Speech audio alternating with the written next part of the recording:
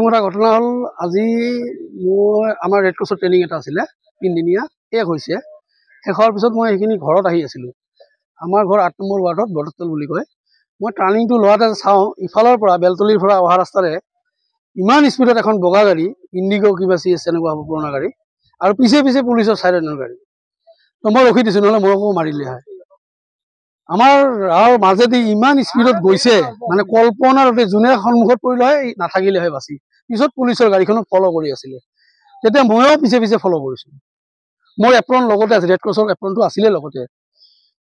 আহি চাওঁ ইফালে একদম বানিয়াপাৰা দি আহিলোঁ বানিয়াপাৰা দি আমাৰ গাঁৱৰ মাজতে আহি বানিয়াপাৰা নিচিনাত স্কুলৰ তাৰপিছত চাওঁ নিচিনাত স্কুলৰ ওচৰত আহি গাড়ীখন বোকাত সোমাই আছে তেতিয়া মানুহ মই অহাৰ লগে লগে অলপ মানুহ কম আছিল পিছত বহুত মানুহ আহি গ'ল আহি অলপ পিছত চাওঁ এটাক ধৰি লৈ আহিছে পুলিচে তাৰপিছত ইয়াত হুলস্থুল মাৰপিট তথাপি বচোৱা গৈছে মানুহজনক পুলিচৰ কাম পুলিচে কৰক আমি নকৰোঁ অলপ সময়ৰ পিছত অচি ছাৰ আহিল গৰুকেইটাক উদ্ধাৰ কৰা হ'ল ভিতৰৰ পৰা অচি ছাৰে ক'লে যে উদ্ধাৰ কৰাৰ পিছত গাড়ীখন ইয়াতে আছে এতিয়ালৈকে কিন্তু যিজনক আসামিক ধৰিছে তেওঁ পুলিচত লৈ গৈছিল সিহঁত এই ল'ৰাটো কোৱা মানে 3জন আৰু যাৰ গৰু বুলি কৈছিল মফিজুল মানে আপোনাৰ সোণামুখীৰ ইও গাড়ীত আছিল চৰাই গৰু এইবিলাক চৰাই গৰু হয় আৰু এইবিলাক জীয়াই এইবিলাক ল'ৰাক লৈ আকৌ পিছত কিছুদিন ওলাই যাব আৰু সেই একে কাম কৰিব চৰকাৰৰ ওচৰত অনুৰোধ ডাইৰেক্ট শ্বুট সিহঁতক শেষ কৰি দিয়ক মই এইখিনিয়ে ক'ম কাৰণ এইবিলাকক জীয়াই ৰাখি কোনো লাভ নাই একে কামেই কৰিব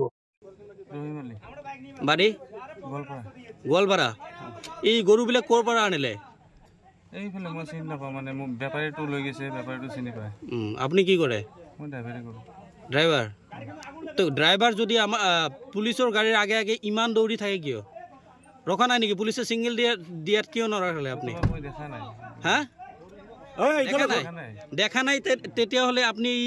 ধান খেতিৰ মাজত কেনেকৈ গাড়ী সোমাই দিলে সিহঁতে মাৰিব খুজিছিল সেইটো কোনে মাৰিব খুজিছিলে আৰু 2জন আছিলে সিহঁতে